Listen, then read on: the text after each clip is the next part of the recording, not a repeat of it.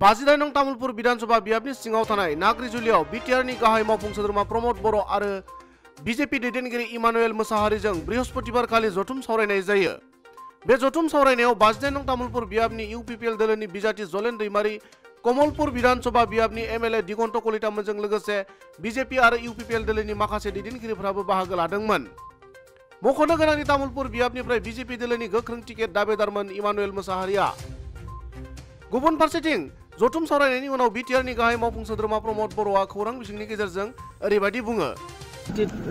কি হয় কি নহয় এটো মানে কোৱাটো বহুত টান। তো আজি আমাৰ কাৰণে এটা অনুকূল পৰিৱেশ। ইমানুৱেল মোসাহাৰী ডাঙৰীয়াই বিজেপিৰ এজন তেখেতে নেতা হয় আৰু তেখেতে বিজেপিত জইন কৰিছে আৰু বিজেপিৰ পৰা ভাৰতীয় জনতা পাৰ্টিৰ তৰফৰ পৰা তামুলপুৰ সমষ্টিত তেখেতে প্ৰাৰ্থীটো বিচাৰিছিলে, কিন্তু এই যিটো সিট আছে এই সমষ্টিটোত যোৱা নিৰ্বাচনত লেহৰাম বড়ো ডাঙৰীয়া ইয়াৰ পৰা ইউপিপিএলৰ পৰা নিৰ্বাচিত হৈছিলে।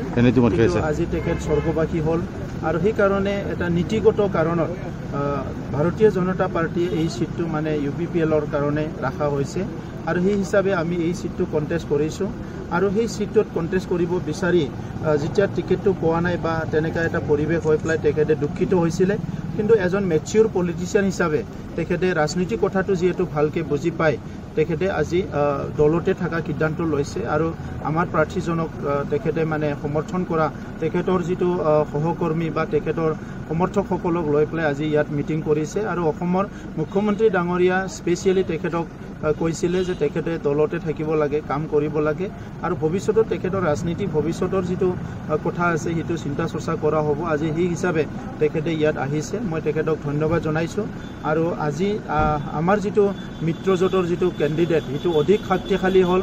ইমানুৱেল মোসাহাৰী ডাঙৰীয়াই নিজৰ টিমটো লৈ কাম কৰিবলৈ ওলাই অহাৰ লগে লগে আৰু আজিয়ে আমি ক'ব পাৰোঁ যে তামুলপুৰত যিটো 30 তাৰিখত যিটো ইলেকশ্যন হ'বলৈ গৈ আছে সেইটো জাষ্ট ফৰ্মেলিটি, বহুতখিনি ভোটত জলেন दैमारी ডাঙৰীয়াই বিজয় হ'ব। এনেকুৱা একো নাই, বুজাবুজিটো সেইটোৱে যে বেয়া বেয়ি হ'ব নালাগে। তেখেতে দুটা কথা হয়তো আমাক কিবা কৈছিলে, আমিও দুটা কথা কিবা এটা কৈছিলে, ৰাজনীতিত সেইটো হয়। তো আজি সেইটো গিভ এণ্ড টেক হ'ব লাগিব আৰু সেইখিনি কথাই আজি এটা ফৰ্মেলিটি এটা কৰি পেলাই মিলামিলি হৈ পেলাই আজিৰ পৰা তেখেতসকলে ফিল্ডত কাম কৰিব ওলাব আৰু আমাৰ পৰাও কোৱা হৈছে তেখেতৰ ওপৰত আমাৰ কোনো ৰিজাৰ্ভেশ্যন নাই, কোনো বেয়া ভাৱ নাই। তেখেতে কাম কৰক, এজন অভিজ্ঞ ৰাজনীতি নেতা, এই হিচাপে কাম কৰি যাওক। সেইটো আমি